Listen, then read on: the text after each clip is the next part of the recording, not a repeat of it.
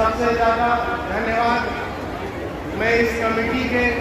जितने भी पदाधिकारी आए हैं, बड़ी संख्या में हमारे बड़े बुजुर्ग, माता बहनें और नौजवान साथी आए हैं। मैं आप सबका दिल की गहराई से बहुत बहुत स्वागत करता हूँ, अभिनंदन करता हूँ। आज जब हम लोग बाबा साहब भीमराव अम्बेडकर जी की जयंती मना रहे हैं, तो हमें ये जरूर जान लेना चाहिए कि आज पूरे देश में नहीं, दुनिया के कई हिस्सों में बाबा साहब भीमराव अम्बेडकर की जयंती इतने ही हर्ष और उल्लास के साथ उनके मानने वाले लोग मनाने का काम कर रहे हैं। और आज हमको ऐसा भी देखने को मिल रहा है कि आज हर जात धर्म के लोग बाबा साहब की जयंती के शुभ अवसर को एक त्योहार के रूप में मना रहे हैं। क्यों मना रहे हैं? क्योंकि जो हमारा भारत देश है, आज कई जात के, कई धर्म के, कई अलग अलग बोली भाषा के लोग हमारे इस देश में रहते हैं। हमारे देश को आज़ादी मिल गई,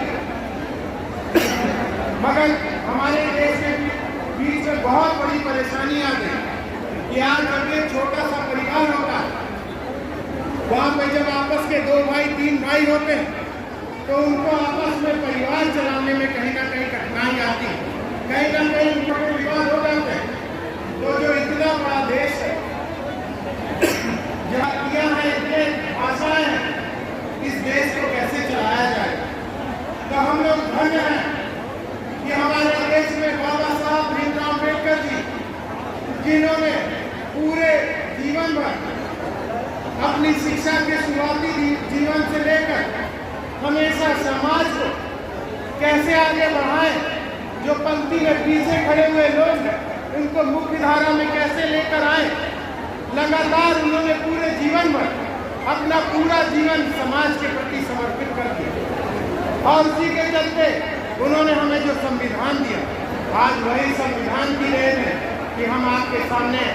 आज चाहे अमीर हो चाहे गरीब हो, चाहे छोटा हो चाहे बड़ा हो, हर व्यक्ति को अपनी बात रखने की आज़ादी है। उन्होंने तो बहुत बड़ा काम कर दिया, मगर अब आने वाले समय में हमारी आपकी जिम्मेदारी बनती है कि जो उन्होंने इतना बड़ा हक अधिकार हमें आपको दिया है, उसको कैसे हम लोग सुरक्षित रखने का काम करेंगे। आज जब हम अपने महापुरुषों की जयंती मनाते हैं, बाबा साहब भीमराव अम्बेडकर जी की जयंती मना रहे हैं, तो हम लोग को संकल्प लेना चाहिए, क्योंकि बाबा साहब ने कहा है, शिक्षित बनो, संगठित रहो, संघर्ष करो। आज हमें अगर एक रोटी कम भी खानी पड़े तो हमें अपने बच्चों को पढ़ाना चाहिए, क्योंकि जब हम उन्हें पढ़ाएंगे तो हमारे बच्चे अपने हक और अधिकार के बारे में जान पाएंगे। और कहने में कोई गुरेज नहीं है, जो भी समाज अपने हक और अधिकार के बारे में जान जाता है उसको कोई दबा नहीं सकता। बाबा साहब ने कहा है, शिक्षा वो सेहरी का दूध है, जो पिएगा वो दहाड़ेगा। तो आज समय आ चुका है कि हम सब लोग अपने बच्चों को पढ़ाएं, और आपने क्योंकि एक जिम्मेदारी बहुत कम उम्र में मुझे विधायक भी बनाने का काम किया है, आपके चेयरमैन हरैया के कप्तानगंज के चेयरमैन भी यहाँ उपस्थित हैं।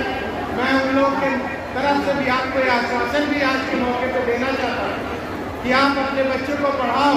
और उनके जब ऊंची शिक्षा दिलाने में अगर आपको कहीं कोई कठिनाई, कहीं कोई समस्या आएगी तो आप लोग बताना, हम तीनों मिलकर उसकी हर संभव मदद करने का काम भी करेंगे, जिससे वो आगे